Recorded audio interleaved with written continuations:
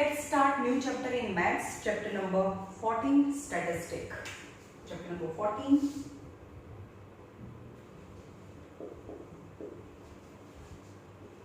Statistics. Okay. Now statistic. અત્યારે થોડું introduction type છે in the 9th standard and in the 10th standard બંને સ્ટાન્ડર્ડમાં statistic આવશે. પણ જો તમે કોમર્સ ઓપ્ટ કરો તો સ્ટેટિસ્ટિક એઝ અ સબ્જેક્ટ આવશે. જેમ તમારે અત્યારે સાયન્સ કોમર્સ મતલબ સાયન્સ છે, મેથ્સ છે, એ રીતે કોમર્સમાં સ્ટેટિસ્ટિક એઝ અ સબ્જેક્ટ તમારે ભણવાનું આવશે. Now what is statistic? Statistic means to collect the data. Collect the data. Data નો મતલબ થાય ઇન્ફોર્મેશન. તમારે ઇન્ફોર્મેશન કલેક્ટ કરવાની છે અને એને અરેન્જ કરવાની છે. તો that is known as statistic. હવે બહુ બધી વખત આપણે સાંભળતા હોઈએ છીએ આજુબાજુમાં કે I like the statistic subject statistic because it makes me aware of the day to day life. કે મને સ્ટેટિસ્ટિક્સ સબ્જેક્ટ ગમે છે કારણ કે સ્ટેટિસ્ટિક્સ સબ્જેક્ટમાં તમે ડે ટુ ડે લાઈફથી અવેર રહો છો. ઓકે, પછી એવું છે કે may I have the latest copy of educational statistic of India. ઇન્ડિયાની અંદર જે એજ્યુકેશનના ડેટા છે, સ્ટેટિસ્ટિક મતલબ ડેટા ઓર ઇન્ફોર્મેશન, એટલે કે કોઈ એવું કહે કે હા મને may I know the statistic of Indian education.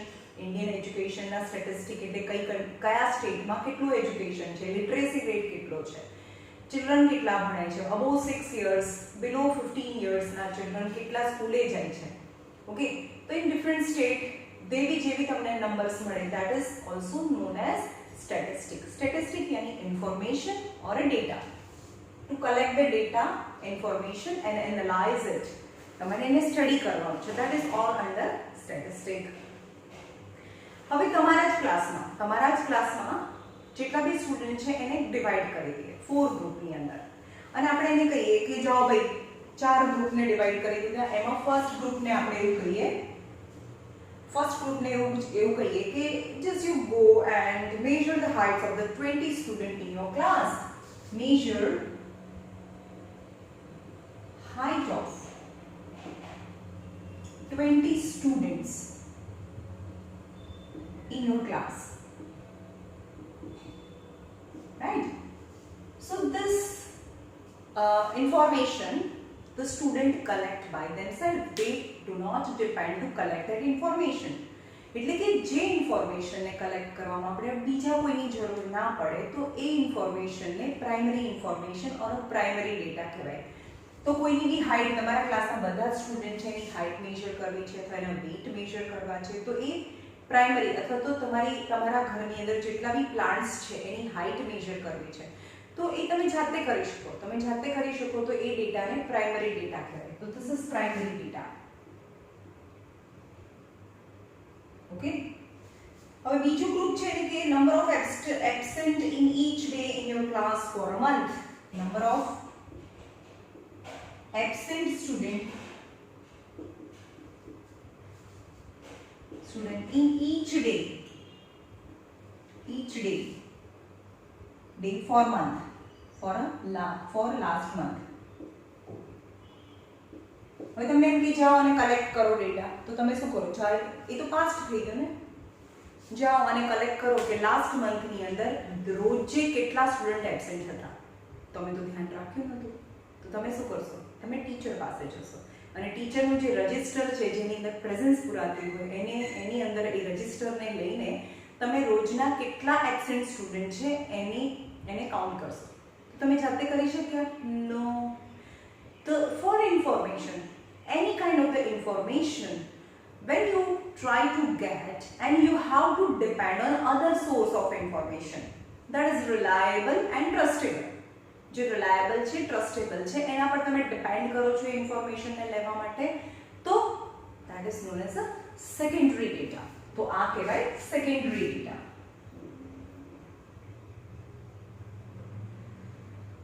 કારણ કે તમે ટીચરના રજિસ્ટરમાંથી એ ઇન્ફોર્મેશન કલેક્ટ કરશો, તમે જાતે નથી કરી શકતા, રાઈટ? તો એને સેકન્ડરી ડેટા કહેવાય. નાઉ થર્ડ ગ્રુપને આપણે કહીએ કે ભાઈ જાઓ number of members in the family of your classmate, number of members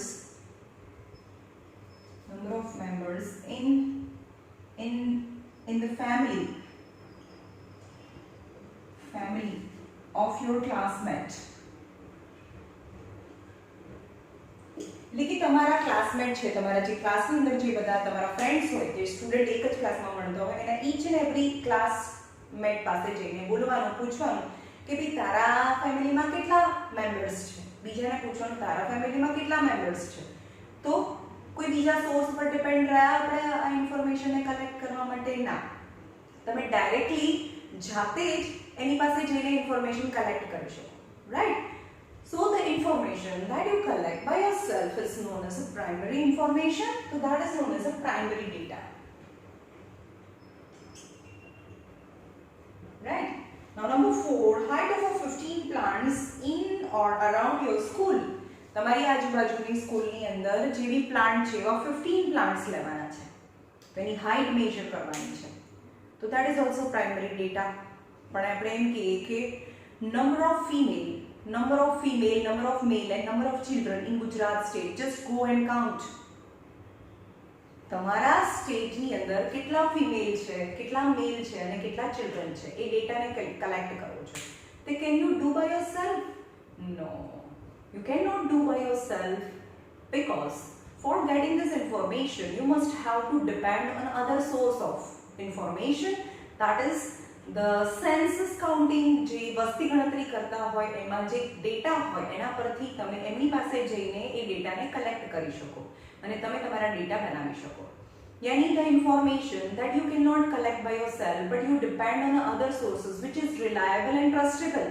So that information you collect from that another data is known as secondary data. So એને secondary data કહેવાય. Okay, now exercise number 14.1, and which is very easy.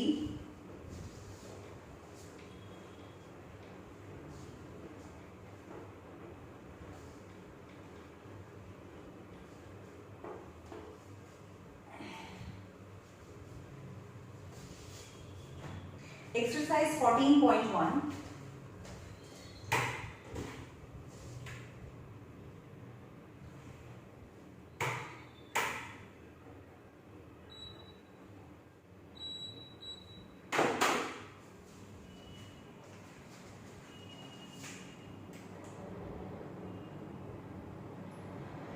Exercise 14.1. My first question. Give 5 example of data that you can collect from your day-to-day life. First question છે.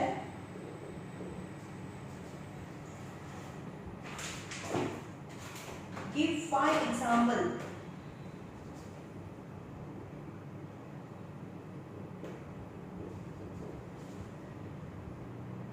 Examples of data that you can collect.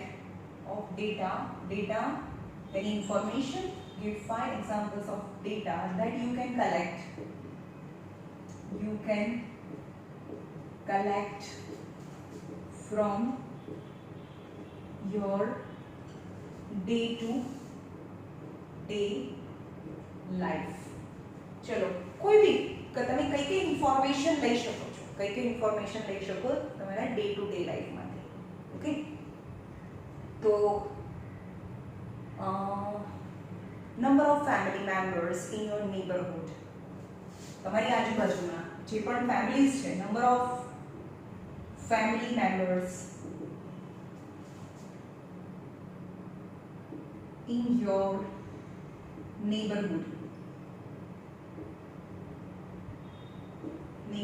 That is the first information. એમાં 5 data collect કરવાના છે. પછી number of vehicle each family has in your neighborhood. અથવા તો number of children each family have in your neighborhood. કેટલા vehicle છે એનો બી data હોઈ શકે, કેટલા children છે એનો ડેટા હોઈ શકે, કેટલા members છે એનો ડેટા હોઈ શકે, રાઈટ? તો આ બધા ડેટા કયા થયા? પ્રાઇમરી ડેટા થયા. સપોઝ આ 3 ડેટા કહું હું કે number of vehicle in each family in your neighborhood, number of children in each family in your neighborhood. તો આ ત્રણ જે ઇન્ફોર્મેશન છે that is primary data. Okay, now how many time हमारी આજુબાજુમાં સેકન્ડરી ડેટા કહીએ. સેકન્ડરી ડેટા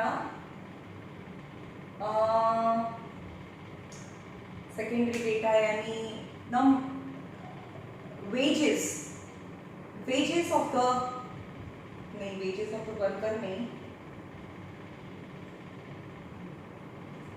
સેકન્ડરી ડેટા જેમ કે પોપ્યુલેશનની વાત કરી શકીએ,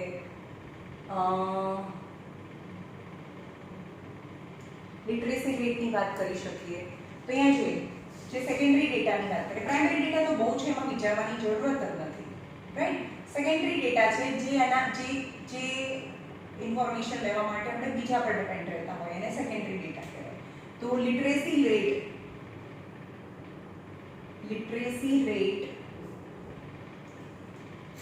in all the state of India.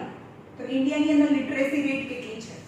આપણે ખબર છે કે કેરળમાં લિટરેસી રેટ હાઈએસ્ટ છે અને બિહારમાં લિટરેસી રેટ સૌથી લોવેસ્ટ છે.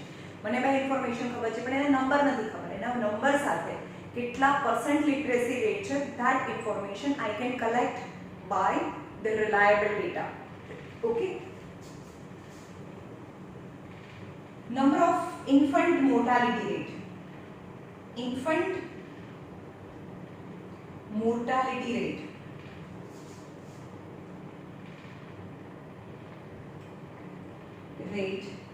In all the states of India.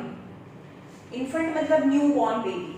જ્યારથી એનો બોર્ન થાય અને 20 days or 1 month નું થાય ત્યાં સુધી એને ચાઇલ્ડ ના કહેવાય, એને ઇન્ફન્ટ કહેવાય, ન્યૂબોર્ન બેબી. તો ન્યૂબોર્ન બેબી છે એના બોર્ન પછી વિધિન 1 મંથમાં કેટલા ઇન્ફન્ટ છે એનું ડેથ થઈ જાય છે. That is the infant mortality rate. તો ઇન્ફન્ટ મોર્ટાલિટી રેટ કેટલા 1000 ઇન્ફન્ટ જન્મે છે તો એમાંથી કેટલા ઇન્ફન્ટનું ડેથ થઈ જાય છે, ધેટ ઇઝ ધ 100 માંથી કેટલા, that is the mortality rate. તો 100 માંથી કેટલા ઇન્ફન્ટનું ડેથ થાય છે, that is the percentage of mortality rate. And for collecting that data I must have to reliable on the other source of information, hence it is secondary data. Okay, આવા બધા ડેટાસ હોય, human woman એજ્યુકેશનના ડેટાસ હોય અથવા તો agriculture પ્રોડક્શનના data હોય, વીટ પ્રોડક્શનના data છે ઇન્ડિયાની અંદર લાસ્ટ 10 yearsની અંદર. ઓકે, તો that is all about the secondary data. Okay.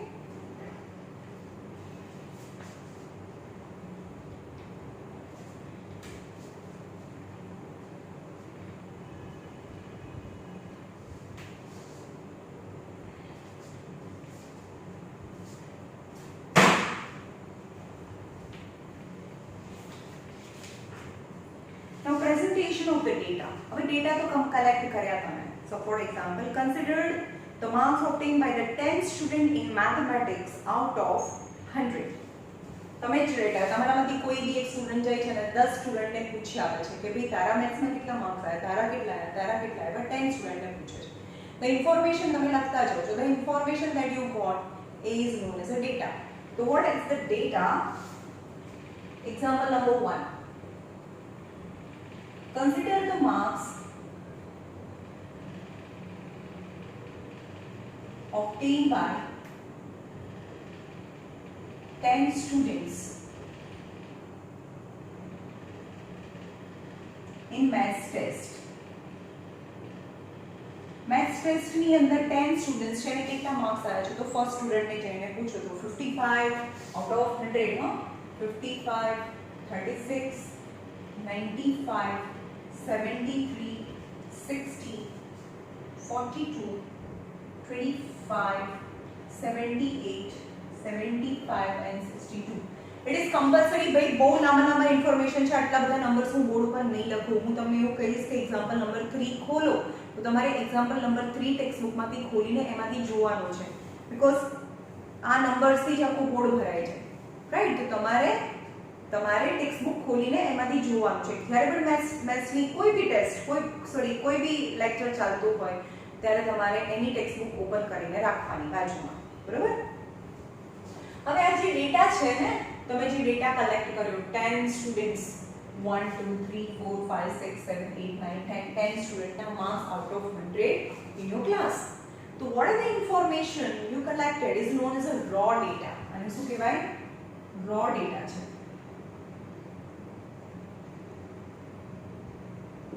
raw data. તો આપણે એને અરેન્જ કરવાનું છે. તો raw data માં અરેન્જમેન્ટ કેવી રીતે કરવાનું? Very the simplest method. If the number of information, number of students અને observations કહેવાય. each જે આન્સર મળે એને ઓબ્ઝર્વેશન કહેવાય. તો અમે 10 ઓબ્ઝર્વેશન્સ છે. તો number of observation are less 10 જ છે. પણ 100 સ્ટુડન્ટ હોય તો થોડું ડિફિકલ્ટ પડે. પણ 10 સ્ટુડન્ટ છે, ઓબ્ઝર્વેશન 10 છે, તો એને અરેન્જ કરવાનું છે અસેન્ડિંગ ઓર ડિસેન્ડિંગ ઓર્ડરમાં. પહેલું અરેન્જમેન્ટ. બહુ બધા ટાઈપના અરેન્જમેન્ટ જોઈશું આમાં આપણે. ખાલી અસેન્ડિંગ, ડિસેન્ડિંગ, અનગ્રુપ્ડ ડેટા, ગ્રુપ્ડ ડેટા. એમાં સૌથી simplest type of arrangement is arrange in ascending order. Arrange in ascending order. ascending order એટલે સૌથી પહેલા નાનું પછી મોટું એવી રીતે એને અરેન્જ કરવાનું છે. સૌથી લિસ્ટ માર્ક્સ, સૌથી ઓછા માર્ક્સ ભાઈ આયા છે 10 સ્ટુડન્ટ માંથી 36 25 છે, એનાથી બી ઓછા છે 25. 25 36 25 36 then 42 42 પછી છે 55 પછી છે 60 પછી 62 73 75 78 and 95. તો આપણે લિસ્ટ થી લઈને ઇન્ક્રીઝિંગ ઓર્ડરમાં અને લાસ્ટમાં highest marks. Okay, the data is in the form of આ ડેટા છે, raw ડેટા છે, અને આ જે ડેટા છે એને આપણે ascending ઓર્ડરમાં અરેન્જ કરી દીધું. now very important, હવે કહીએ રેન્જ કોને કહેવાય? Range of data. Range of data એટલે કે કેટલાથી કેટલા રેન્જ સુધીમાં છે. આપણે એમ કહીએ કે ભાઈ તમારી શોપ છે, તમે કોઈની દુકાને લેવા જાઓ કપડાં, તો સૌથી સસ્તામાં સસ્તું 25 રૂપિયાનું અને સૌથી વધારેમાં વધારે 95 રૂપિયાનું વસ્તુ મળે છે. તો આપણે એમ કે રેન્જ શું છે? તો રેન્જ કેટલી કહેવાય? Highest observation minus lowest observation. તો range of the data is highest observation minus lowest observation. Highest observation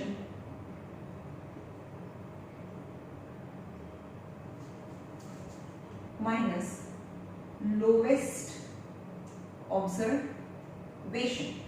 Highest observation is 95 and lowest observation is 25.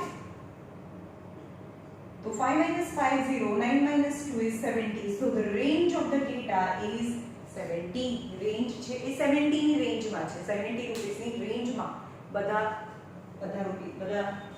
Information છે. Okay, but now consider example number 2. and question number માં જુઓ, मतलब 240 page પર text book માં.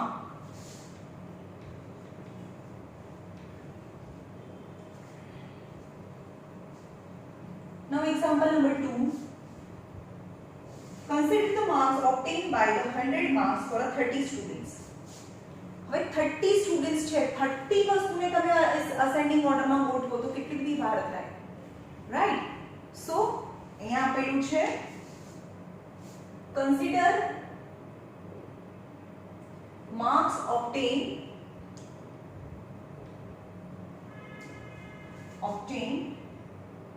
out of 100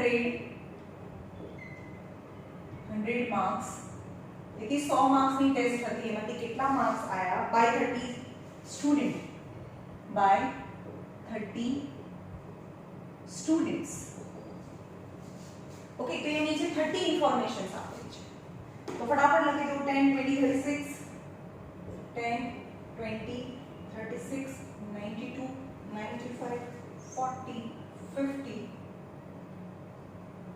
56, 60, 70, 92, 88, 80, 70, 72, 70, 36, 40, 36 and 40, 92, 40, 50, 50, 56, 60, 70, 60, 60 and 88. Okay, total 30 students here. 1, 2, 3, 4, 5, 6, 7, 8, 9, 10. 10 3s are 30 students. Now it would be not simple to arrange 30 students in an ascending order. Ascending order માં ગોઠવવાનું થોડું difficult છે. ભાઈ ઇમ્પોસિબલ તો નથી ભાઈ, ડિફિકલ્ટ છે થોડું.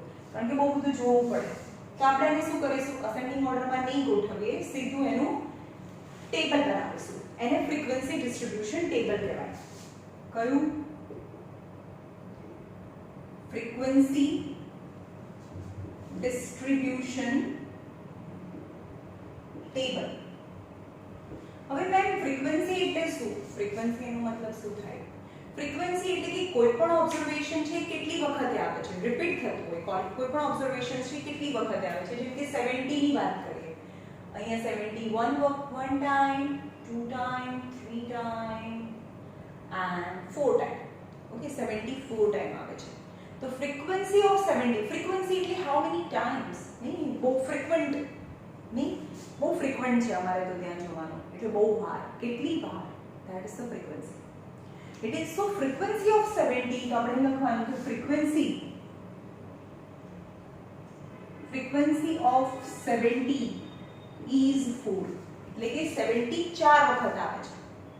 સમજમાં આવ્યું? તો તમારે શું કરવાનું છે? ફ્રીક્વન્સી ડિસ્ટ્રીબ્યુશન ટેબલમાં અહીંયા માર્ક્સ લખો.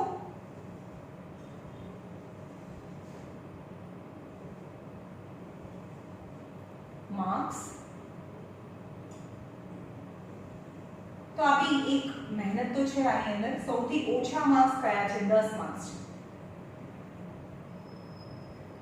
પછી છે 20 માર્ક્સ, એમ જ લખી નાખો 20. પછી 36, પછી 40, 36,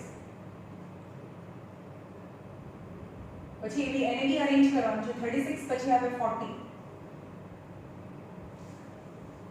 40 પછી આવે છે 40 40 40, 36 વાળો ને 36 1 2 અને 3 ટાઈમ્સ છે 40. 40 પછી ડાયરેક્ટ આવે છે 50, પછી 56, 50 56, પછી 60 70, 56 પછી 60 70. તમારે જોવાનું કે કયા પછી કયો નંબર્સ આવે છે લાઈનથી.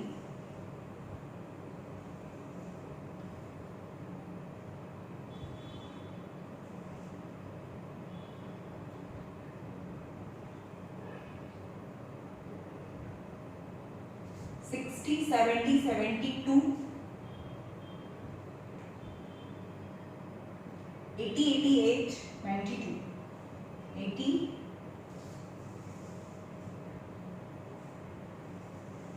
88, 92 and 95.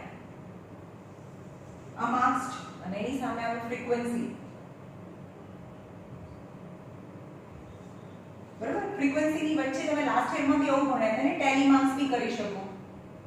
Tally marks and frequency. ચલો 10 છે. 10 કેટલી વખત છે? અહીંયા 10 one time, પછી 20, પછી 36, 92, 95, 40, 50, 56, 60 70, 92 88, 80 70 72, 80 70 72, 70 36 40, 70 36 40 40 40 40. yes. તો એવી રીતે તમે જે પણ નંબર્સ આવે 40 36 જે પણ નંબર આવે એમાં ટેલી માર્ક્સ કરવાના. ઓકે, હવે સપોઝ 70 છે, કેટલી વખત સપોઝ 5 વાર આવ્યો 1 2 3 4 અને 5 આવી રીતે કરવાનું. ફરીથી 1 2 3 4 અને 5 અને 1 અને 2 હોય તો 5 5 10 11 12. સમજમાં આવ્યું? 4 થયા પછી 5 નંબર છે ક્રોસમાં કરવાનો હોય, રાઈટ? તો આ બધાના જે બી નંબર્સ મેં અધૂરું છોડ્યું છે, બધાના જે બી નંબર્સ આવશે એની સામે ગણવાનું. સપોઝ અહીંયા આગળ 1 2 3 આવ્યું તો અહીંયા 3 કરવાનું, 1 2 3 4 આવ્યું તો અહીંયા 4 લખવાનું, 1 2 3 4 5 આવ્યું તો અહીંયા 5, 1 2 3 4 5 6 છે તો આ 6 આવે, 1 2 તો અહીંયા 2 આવે, રાઈટ? તો આવી રીતે ફ્રીક્વન્સીઝ જે પણ નંબર્સ આવે એની સામે લાઈન ને કાઉન્ટ કરીને ફ્રીક્વન્સીના નંબર લખવાના. ઓકે, તો અહીંયા નંબર્સ આવશે 1 1 3 4, यहाँ 1 1 3 4, 3 2 4, 3 2 4, 3 2 4,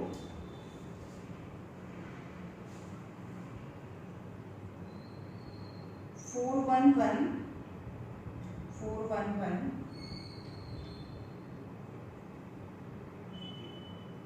1 2 3,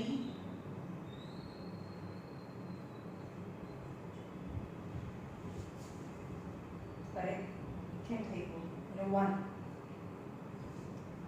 ઓકે, તમે આમાં જોઈ લેજો કઈ રીતે થાય છે. અને ફાઇનલી અહીંયા શું આવશે? ફાઇનલી અમારે મેં ગણીને કર્યું નથી એટલે એમ જ મૂકી દીધું છે. ફાઇનલી અહીંયા આવશે 30 સ્ટુડન્ટ્સ.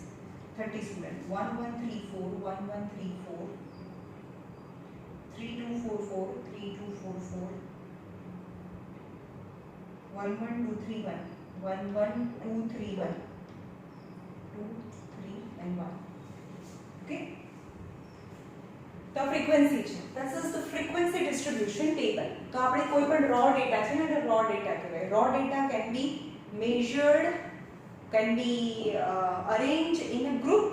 પણ અહીંયા જો માર્ક્સ છે ને, માર્ક્સ ની અંદર જે પણ માર્ક્સ છે મેં એમ જ મૂકી દીધા છે. 10 20 જે પણ માર્ક્સ આવ્યા છે તો એ કોઈ ગ્રુપ નથી. ગ્રુપ નથી કે 10 to 20 નું ગ્રુપમાં બધા માર્ક્સ અહીંયા લખવાના. તો આને અનગ્રુપ્ડ ડેટા કહેવાય. કેવા ડેટા કહેવાય? અનગ્રુપ્ડ ડેટા. અનગ્રુપ્ડ ડેટા.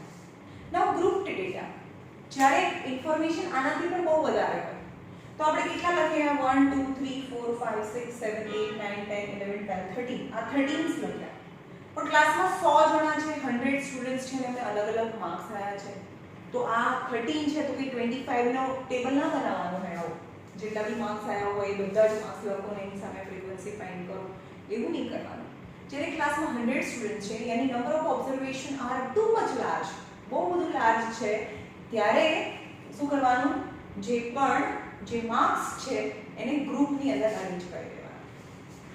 જ્યારે ક્યારે ગ્રુપ્ડ ડેટા બનાવવાનું, ક્યારે અનગ્રુપ્ડ ડેટા બનાવવાનું એ સમજાવું તમને. ફોર એક્ઝામ્પલ ગાર્ડન છે, ગાર્ડનની અંદર 100 પ્લાન્ટ્સ છે, 100 પ્લાન્ટ હોય. હવે બધા પ્લાન્ટ પર જઈને તમે એમાંથી જુઓ છો કે કેટલા ફ્લાવર આવ્યા છે. ઈચ પ્લાન્ટ પર નંબર ઓફ ફ્લાવર્સ. તો ઈચ પ્લાન્ટ પર પહેલા પ્લાન્ટ પર ગયા તો 0 ફ્લાવર, બીજા પ્લાન્ટ પર ગયા તો 3 ફ્લાવર, ત્રીજા પ્લાન્ટ પર ગયા તો 4 ફ્લાવર, ફોર્થ પ્લાન્ટ પર 1 ફ્લાવર, પછી ફિફ્થ નંબરના પ્લાન્ટ પર 2 flower, 6 flower, 8 flower, 3 flower, 4 flower, 2 flower, 0 flower, 0 flower, 1 flower and so on. આવા 100 છે, 100. બરાબર? સો ઓન 100 છે. 2 flower, 3 flower, 0 flower, 0, 1 flower, 1 flower, એવા 100 પ્લાન્ટ્સ છે. But you can see the maximum observation જ્યારે રેન્જ ફાઇન્ડ કરવાની. મેક્સિમમ કેટલું છે? મેક્સિમમ 8 અને મિનિમમ 0 છે. તો range maximum observation minus minimum observation યાની રેન્જ ઇઝ 8. હંમેશા યાદ રાખજો રેન્જ છે એ 12 થી ઓછી હોય.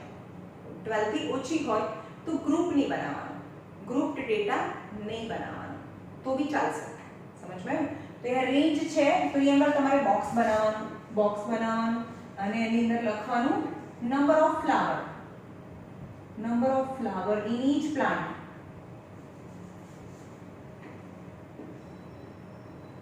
Number of flower on each plant. तो कोई फ्लावर कोई प्लांट છે માં 0 ફ્લાવર છે 1 ફ્લાવર 2 ફ્લાવર 3 4 5 6 7 અને 8 that is the maximum and 0 flower કેટલા પર છે 1 2 3 and so on જેટલા બી હોય એટલા ગણી નાખવાના જેમ કે 6 પ્લાન્ટ છે એમાં 0 ફ્લાવર છે ઓકે 1 ફ્લાવર કેટલા ઉપર છે તો 1 ફ્લાવર એ 10 ઉપર છે 2 ફ્લાવર હોય એવા કેટલા પ્લાન્ટ છે તો એવા 12 પ્લાન્ટ્સ છે 3 ફ્લાવર હોય એવા કેટલા પ્લાન્ટ્સ છે તો એવા 15 પ્લાન્ટ્સ છે and so on. And when you add that the 100 is the number because the total observation were 100 तो यहाँ जे पण frequency આવે यहाँ frequency કહેવાય અને frequency f અને એનું એડ કરીએ તો 100 આવે that is the total number of frequency right. For example બીજો કોઈ ડેટા લઈએ અને આપણે એમ કહીએ કે number of children in each family એવી 100 ફેમિલીઝ લઈ લો 100 ફેમિલીઝ છે જરૂરી નથી કે નંબર ઓફ ઓબ્ઝર્વેશન બહુ બધા હોય તો એની અંદરના ઓબ્ઝર્વેશન બી બહુ વર્સેટાઇલ ટાઈપ ઓર ડિફરન્ટ ટાઈપ હોય જેમ કે 100 ફેમિલીઝ લઈએ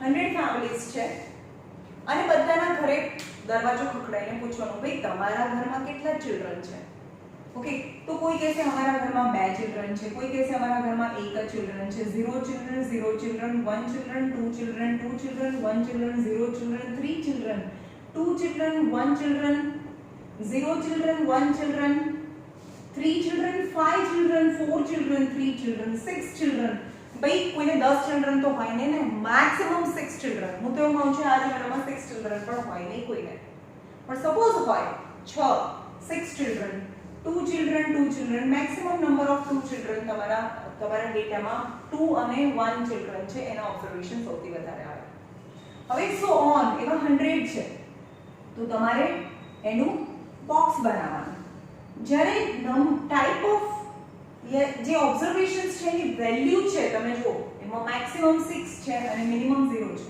તો રેન્જ કેટલી થઈ રેન્જ 6 - 0 that is 6 રેન્જ બહુ નાની હોય तो यहाँ कोई ग्रुप बनावानो નથી તો यहाँ લખવાનું કે number of children in each family तो 0 1 2 3 4 5 અને 6 maximum એની સામે 0 children વાળી ફેમિલીઝ કેટલી છે તો 0 children હોય એવી 10 ફેમિલીઝ છે that is the frequency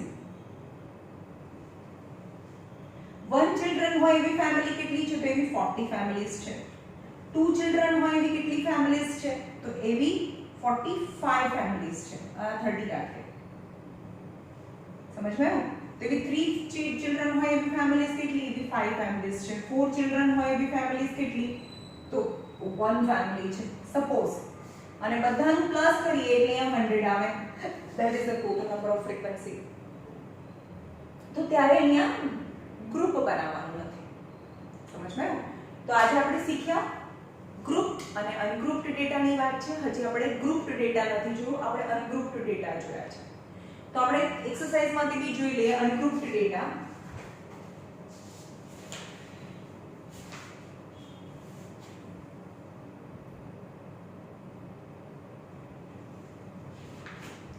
જે શીખવાડી દઉં તમને ગ્રુપ્ડ ડેટા ક્યારે બનાવવાના હવે ક્લાસની અંદર 100 સ્ટુડન્ટ્સ છે અને એના મેથ્સના માર્ક્સ જોઈએ તો રેન્જ કેટલી આવે કોઈને 2 માર્ક્સ છે અને મેક્સિમમ 99 માર્ક્સ છે તો રેન્જ બહુ મોટી થઈ ગઈ ને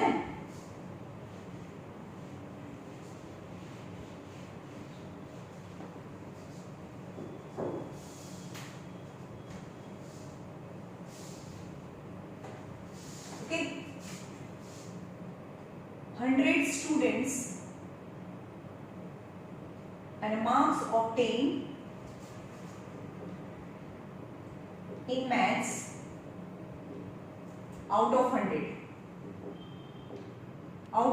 marks यानी 100 marks ની ટેસ્ટ હતી અને ક્લાસમાં 100 સ્ટુડન્ટ્સ છે તો એને કેટલા માર્ક્સ આયા સપોઝ ફર્સ્ટ સ્ટુડન્ટને જઈને પૂછો તો બિચારો રડતો હતો કેમ કારણ કે એને 2 જ માર્ક્સ આયા 100 માંથી બીજા સ્ટુડન્ટને જઈને પૂછો તો એને 10 માર્ક્સ આયા ત્રીજા સ્ટુડન્ટ બહુ હેપી હતો કારણ કે એને 99 માર્ક્સ આવ્યા છે 95 40 50, 67, 73, 87, 96, 42, 37, 21, 45 and so on up to 100.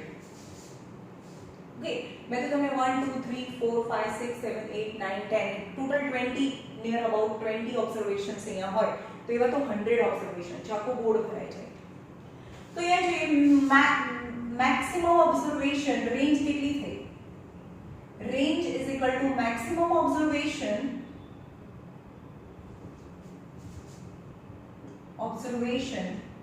minus minimum observation. The maximum observation is 99 and minimum observation is 2. Then is 9 minus 2, that the range is 97. So હવે when the range is quite big, at that time we cannot make the distribution by ungrouped. Group બનાવવું પડે. તો આપણે group બનાવીશું. Group તો અહીંયા લખવાનું class કહેવાય. ક્લાસ અને અહીંયા ટેલિમાર્ક્સ, અહીંયા ફ્રીક્વન્સી. તો હવે ક્લાસ એવી રીતે બનાવવાનો જે મિનિમમ ઓબ્ઝર્વેશન છે અને જે મેક્સિમમ ઓબ્ઝર્વેશન છે બંને આવે છે. તો અહીંયા લખવાનું 0 to 9, 10 to 19,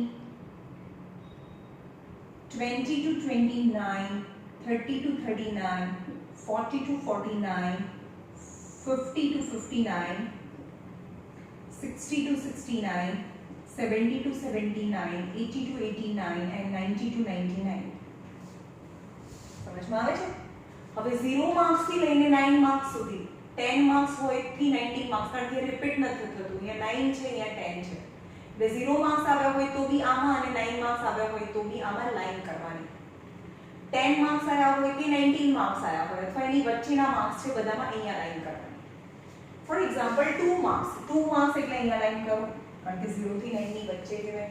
10 માર્ક્સ એટલે અહીંયા લાઈન કરો. 99 માર્ક્સ એટલે અહીંયા લાઈન કરો. 95 તો 90 અને 99 ની વચ્ચે 95 આવે. 40 માર્ક્સ એટલે અહીંયા લાઈન કરો. 50 માર્ક્સ 50 to 59 માં 50 આવે. 67 60 to 69 માં 67 આવે. 73 70 to 79 માં 73 આવે. 87 96 again 96 એટલે અહીંયા આવે. 42 40 અને 49 ની વચ્ચે 42 આવે. 37 આમાં આવે. 21 20 અને 29 ની વચ્ચે.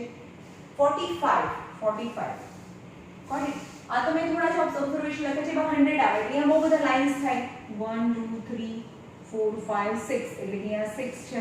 સપોઝ અહીંયા 1 2 3 4 5 1 2 3 4 5 1 2 એટલે 5 5 10 અને 12 છે. સપોઝ અહીંયા 1 2 3 4 5 1 2 3 3 એટલે અહીંયા 8 આવે. 1 2 3 1 2 3 4 5 1 2 3 4 5 1 2 3 4 અહીંયા 14 આવે. 1 2 3 4 5 6 અહીંયા 6 આવે. રાઈટ? તો તમારે જે પણ ઇન્ફોર્મેશન્સ છે એની લાઈન કરતી જવાની અને અહીંયા જે બી નંબર જેમ કે આ બંચ છે 5 + 1 એટલે 6 છે અને બધાને એડ કરીએ તો નીચે 100 આવે. That is the total number of students, કારણ કે 100 હતા. ઓકે, તો આપણે જ્યારે બી ઇન્ફોર્મેશન્સ છે જે પણ ડેટા છે એને ગ્રુપ ફોર્મમાં રિપ્રેઝન્ટ કર્યા ને ગ્રુપ ફોર્મમાં રિપ્રેઝન્ટ કરીએ તો એને ગ્રુપ્ડ ફ્રીક્વન્સી ડિસ્ટ્રીબ્યુશન ટેબલ કહેવાય. ફ્રીક્વન્સી ડિસ્ટ્રીબ્યુશન ટેબલ પણ ડેટા કેવા ગ્રુપ્ડ ડેટા છે એને ગ્રુપમાં રિપ્રેઝન્ટ કર્યા. તો બી એક પ્રોબ્લેમ અરાઇઝ થાય છે. હવે એમાં 0 to 9 છે, 0 to 9 અને 10 to 19 છે. હવે સપોઝ 10 to 19 ની વાત કરીએ, એક આને ક્લાસ કહેવાય. 10 to 19 is a class, 20 to 29 is a class. તો 10 to 19 ની ક્લાસ છે એમાં 10 ને લોઅર લિમિટ કહેવાય, અને 19 ને અપર લિમિટ કહેવાય. સપોઝ એક બીજો આ ક્લાસ છે. સપોઝ 50 to 59 છે એ ક્લાસ છે એક આ ક્લાસ લઈ લીધો, એમાં બધા ક્લાસ છે, આવી એક ક્લાસ છે, આવી એક ક્લાસ છે, આવી ક્લાસ છે, બધા ક્લાસમાં આપણે એને અરેન્જ કરી દીધું છે. એમાં 50 to 59 માં 50 ને લોઅર લિમિટ કહેવાય અને 59 ને અપર લિમિટ કહેવાય. Okay, still one problem arises in this type of distribution table. હવે તમે જુઓ છો કે આની લોઅર લિમિટ છે અને આની અપર લિમિટ છે, એની વચ્ચે પણ નંબર્સ હોય ને. હવે આપણે એમ કહીએ કે કોઈ સ્ટુડન્ટ છે એને 9.5 માર્ક્સ આવ્યા છે, 9.5 માર્ક્સ છે, અથવા તો કોઈ સ્ટુડન્ટ્સ છે એને 30.5 માર્ક્સ છે, તો શેમાં લઈશું? 35.5 તો આમાં આવે છે, 29.5 માર્ક્સ છે. એક્ઝેક્ટ માર્ક્સ નથી.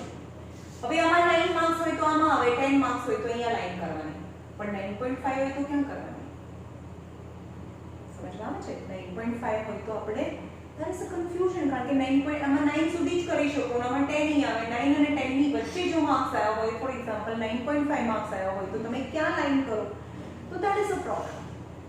તો આ ટાઈપના ડિસ્ટ્રીબ્યુશનને જેની યાદ રાખજો, જેની લોઅર લિમિટ અને જેની અપર લિમિટ સરખી નથી, એટલે કે આમાં 9 છે કન્ટિન્યુ નથી થતું, યા નીચે 9 છે તો અહીંયા 9 ફરીથી કન્ટિન્યુ નથી થતું, ઇન્ક્લુડ નથી થતું, એટલે કે આ ટાઈપના ફ્રીક્વન્સી ડિસ્ટ્રીબ્યુશનને એક્સક્લુઝિવ ટાઈપ કહેવાય.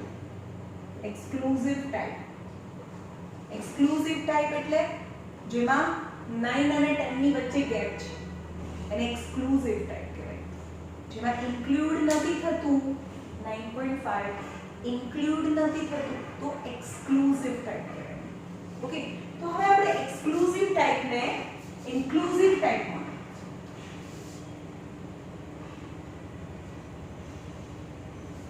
તો આપણે કન્વર્ટ કરી શકીએ. This information which is exclusive type અને એની લોઅર લિમિટ, એક ક્લાસની લોઅર લિમિટ અને બીજા ક્લાસની અપર લિમિટ છે, ડિફરન્ટ છે, તો આપણે એને એક્સક્લુઝિવ ટાઈપમાંથી ઇન્ક્લુઝિવ ટાઈપમાં એટલે કે બીજા ટાઈપમાં કન્વર્ટ કરીએ. તમારી ટેક્સ્ટબુકમાં એક્સક્લુઝિવ ઇન્ક્લુઝિવ એવું વર્ડ નથી, બરાબર? પણ આ જે પ્રોબ્લેમ અરાઇઝ થયો છે 9.5 ને આપણે ક્યાં લઈશું? તો એની માટે આપણે બાઉન્ડરી પોઈન્ટ્સમાં કન્વર્ટ કરીશું. અહીંયા જો 0 to 9 માં આને બાઉન્ડરી કહેવાય, અપર બાઉન્ડરી કહેવાય और अपर लिमिट પણ કહેવાય, અને 9 ને સોરી અપર ની लोअर बाउंड्री और लिमिट, अपर बाउंड्री और अपर लिमिट. ओके, आ लोअर लिमिट છે, આ અપર લિમિટ છે. લિમિટ છે, લિમિટ માંથી બાઉન્ડરી પોઈન્ટ્સ માં કન્વર્ટ કરીએ, બાઉન્ડરી પોઈન્ટ્સ માં કન્વર્ટ કરીએ. હવે એમાં શું કરવાનું હોય? એમાં 0.5 એક ફેક્ટર છે. હવે કેવી રીતે આવે તમને પૂછાશે નહીં, હું તમને એ પણ બતાવી દઉં કે કેવી રીતે આવે. તમારે કરવાનું છે આની લોઅર લિમિટ અને આની અપર લિમિટ છે એને લેવાની અને એનું સબટ્રેક્શન કરવાનું. એક ક્લાસની અપર લિમિટ અને એના પછીના ક્લાસની લોઅર લિમિટ, તો એને એડજસ્ટમેન્ટ ફેક્ટર કહેવાય. એને શું કહેવાય? Adjustment factor. જે યાદ રાખી લેવાનું છે ભાઈ, દરેક વખત આવું કરવાનું નથી. તો એ પહેલા સમ છે એમાં કેવી રીતે 0.5 આવું તમારે 0.5 યાદ રાખવાનું છે. કેવી રીતે 0.5 આવું હું એક જ વાર કરાવીશ, પછી બધી વખતે તો હું 0.5 આમાંથી માઈનસ કરીશ, આમાં એડ કરીશ. કેવી રીતે? એડજસ્ટમેન્ટ ફેક્ટર કેવી રીતે આવે? એડજસ્ટમેન્ટ ફેક્ટર એટલે કોઈ પણ લઈ લો, કોઈ પણ બે કન્ઝર્વેટિવ ક્લાસ લઈ લો. સપોઝ હું આ બંને ક્લાસ લઉં છું, ઓકે, એની અપર લિમિટ, એના જે અપર લિમિટ 20 છે અને એને આગળના ક્લાસની લોઅર લિમિટ 90 છે, તો એનું સબટ્રેક્શન કરો. 20 - 90 = 1 આવ્યો. તો હાફ એડજસ્ટમેન્ટ ફેક્ટર = 1/2 યાની 0.5. યાની દરેક વખતે 0.5 આખો મૂકી દેવાનું હોય. આ કેવી રીતે લાયો એવું ક્યારેય નથી બતાવવાનું ટેક્સ્ટ, મતલબ તમે સમજાવે કરતા હોય ત્યારે. પણ તમને એવું કે ક્લાસ લિમિટ છે, લિમિટ છે એમાંથી બાઉન્ડરી પોઈન્ટ્સમાં કન્વર્ટ કરીએ. તો એની માટે શું કરવાનું કે 0.5 એડજસ્ટમેન્ટ ફેક્ટર છે, એ તો મને ખબર છે. પછી જે ક્લાસ છે હવે આગળનું જે 0 હોય તો 0 માં કંઈ નહીં કરવાનું, 0 માં કંઈ નહીં કરવાનું, એમાંથી પોઈન્ટ માઈનસ બી નહીં કરવાનું, પ્લસ બી નહીં કરવાનું, 0 હોય તો એમના રહેવા દેવાનું. પાછળનું જે એની અપર લિમિટ છે એની અંદર 0.5 એડ કરો. 9 plus 0.5 that is 9.5. હવે એના પછીના ક્લાસમાં આવો 10 છે ને તો આગળ છે તો માઈનસ કરો એડજસ્ટમેન્ટ ફેક્ટર, તો 10 માંથી 0.5 જાય તો 9.5. અને પાછળના એની અપર લિમિટ છે એમાં 0.5 એટલે ઇન શોર્ટ આમાંથી 0.5 માઈનસ કરવાના, આમાં 0.5 એડ કરવાના, આમાં 0.5 માઈનસ કરવાના, આમાં 0.5 એડ કરવાના. આની અંદર 0.5 એડ કરીએ તો 19.5 થાય. આની અંદર 0.5 માઈનસ કરીએ તો 19.5 અને આની અંદર 0.5 એડ કરીએ તો 29.5.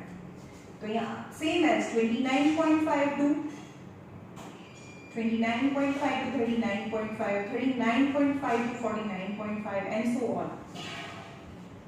સમજમાં આવ્યું? તો હવે આપણે એમ કે 9.5 તમારા માર્ક્સ આયા છે તો એને ક્યાં ડિપેક્ટ કરીશું, ક્યાં શો કરીશું? તો યાદ રાખજો હંમેશા કોઈ બી નંબર્સ છે એને અપર લિમિટમાં શો કરવાના હોય. 9.5 અહીંયા લાઈન કરું કે 9.5 અહીંયા લાઈન કરું, બંને જગ્યાએ 9.5 છે. હંમેશા યાદ રાખજો કે 9.5 છે એ 9.5 to 19.5 ની અંદર શો કરવાનું હોય એટલે કે અહીંયા શો કરવાનું હોય. 29.5 છે એ અહીંયા શો ના કરવાનું હોય, એની લોઅર બાઉન્ડરી પોઈન્ટ, આને બાઉન્ડરી પોઈન્ટ્સ થઈ ગયા હોય. જ્યારે એક ક્લાસની અપર બાઉન્ડરી પોઈન્ટ અને એની પછીના ક્લાસની લોઅર બાઉન્ડરી પોઈન્ટ તમે જોવો છો બંને સરખા થઈ ગયા, આમાં બંને સરખા નહોતા 9 અને 10, 19 અને 20. પણ હવે જો ક્રોસ તમે જો 9.5 તો 9.5, 19.5 19.5, 29.5 29.5. તો એ જે એક ક્લાસની lower boundary point, upper boundary point sorry, અને અપર બાઉન્ડરી પોઈન્ટ છે અને એના પછીના ક્લાસની લોઅર બાઉન્ડરી પોઈન્ટ છે સરખા થાય. સમજમાં આવ્યું? તો હવે જે પ્રોબ્લેમ હતો કે 29.5 કોઈને માર્ક્સ આવ્યા છે તો ક્યાં શો કરીશું? તો આપણે 29.5 છે એ લોઅર બાઉન્ડરી પોઈન્ટમાં શો, અપર બાઉન્ડરી પોઈન્ટમાં શો નહીં કરીએ. આપણે જે ક્લાસ છે શરૂ થાય એમાં જે લોઅર બાઉન્ડરી પોઈન્ટ છે એમાં એક કન્વેન્શન આપણે મેથડ પહેલેથી નક્કી કરી રાખી છે કે આપણે ક્યાં શો કરીશું, એને લોઅર બાઉન્ડરી પોઈન્ટમાં આપણે શો કરીશું. ઓકે, ચલો અહીંયા થિયરી સુધીનું બધું પતી ગયું છે. નાઉ 14.2 ટ્રાય બાય યોરસેલ્ફ ફોર કાલે હું તમને 14.2 છે કરાવીશ. ઓકે.